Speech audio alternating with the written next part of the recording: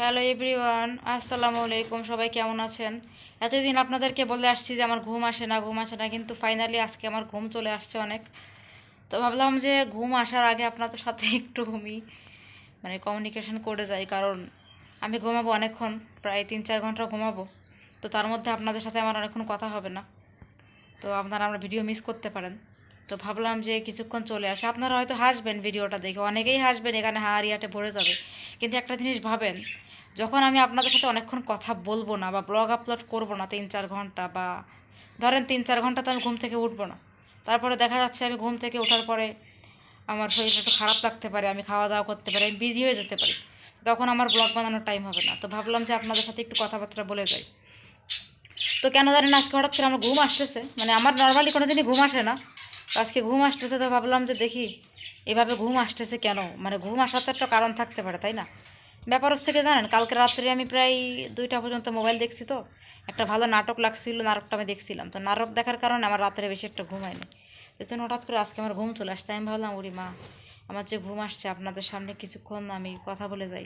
এর আগে আপনারা দেখছেন আমার ঘুম আসে নাই, আমি চোখ বন্ধ করলেও ঘুম আসে না, কিন্তু এখন হঠাৎ করে কেন জানি না, চোখ খোলা রাখলেই আমার চোখটা বন্ধ হয়ে যাচ্ছে অটোমেটিক্যালি ঘুমের জন্য। তো এটা হচ্ছে ব্যাপার, আসলে ঘুম কাউকে বলে কয়ে আসে না, ঘুম আর প্রেম কখনো কাউকে বলে কয়ে আসে না, ঠিক আছে? এটা আসলে এমন একটা জিনিস, আপনি যখন ঘুমাবেন দেখবেন যে আপনার অটোমেটিক্যালি আপনাকে কখন কোন সময় ঘুম আসতেছে। দেখেন, কেউ গাড়িতে ঘুমায়, কেউ ভ্যানে ঘুমায়, কেউ বা দরজার সামনে এরকম করে ঘুমায় পড়ে, কেউ রান্না করতে গেলে ঘুমায়, কেউ পড়তে বসলে ঘুমায়। ঘুম বিভিন্ন সময় আসতে পারে, ঠিক প্রেমও এরকমভাবেই আসে।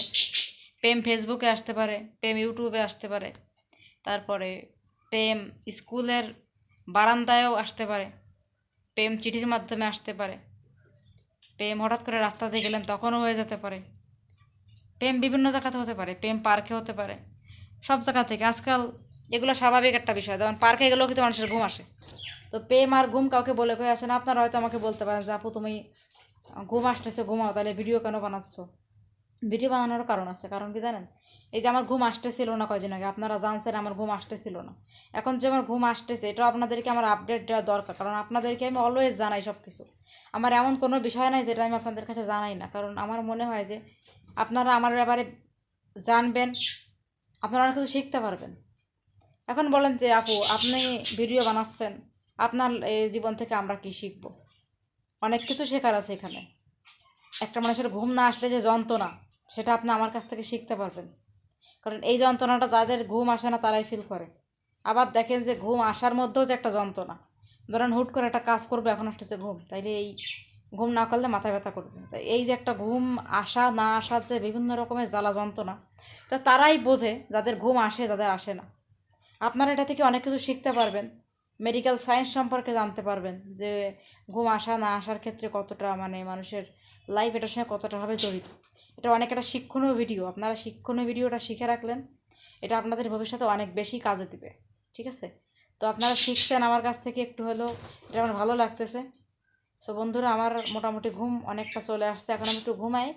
ঘুম থেকে ওঠার পর আপনাদেরকে আপডেট দিব যে আমি কত ঘন্টা ঘুমালাম, আর আমার ঘুমের মধ্যে আমি কি কি দেখলাম, বা অনেকে দেখে না স্বপ্ন, তো আমি কি দেখলাম সেটাও আপনারা দেখবেন।